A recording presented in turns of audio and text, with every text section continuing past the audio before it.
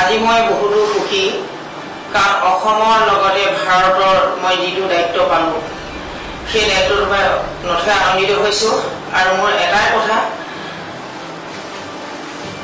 সমগ্ৰ ভাৰততে আমাৰ অংগনবাড়ী কৰ্মী মিনি কৰ্মী সহায়িকাসকলৰ যিটো সমস্যা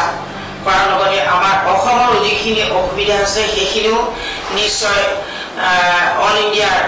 অংগনবাড়ী কৰ্মী ফেডাৰেশ্যনৰ লগত লগ লাগি সমস্যাবিলাক সমাধান কৰিব পাৰিম বুলি মোৰ দৃঢ় প্ৰতিজ্ঞ আৰু মই সমগ্ৰ অসমৰ কৰ্মী মিনি কৰ্মী সহায়িকাসকলক মই কাম কৰিব কাৰণে তেখেতসকলে যাতে আমাৰ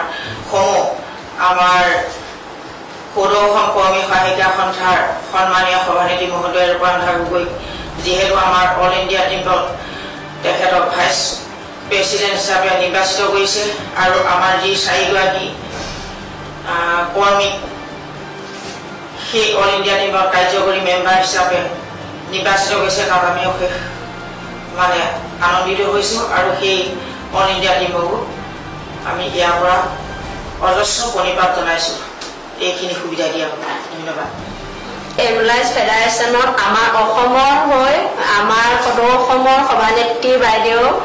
ৰূপা আন্ধাৰা বাইদেউ ভাইচ প্ৰেচিডেণ্ট হিচাপে নিৰ্বাচিত কৰাৰ বাবে আমি নথৈ আনন্দিত হৈছোঁ। লগতে আমি আৰু আনন্দিত হৈছোঁ যে আমাৰ ইয়াৰে পৰা 4গৰাকী সদস্য তেওঁলোকে নিৰ্বাচন কৰাৰ বাবে আৰু আমি সদৌ অসমৰ হৈ কাম কৰি আছোঁ আৰু সদায় আমি তেওঁলোকৰ লগত সহায় সহযোগ কৰি কাম কৰি যাম বুলি আমি প্ৰতিশ্ৰুতিবদ্ধ হৈছোঁ।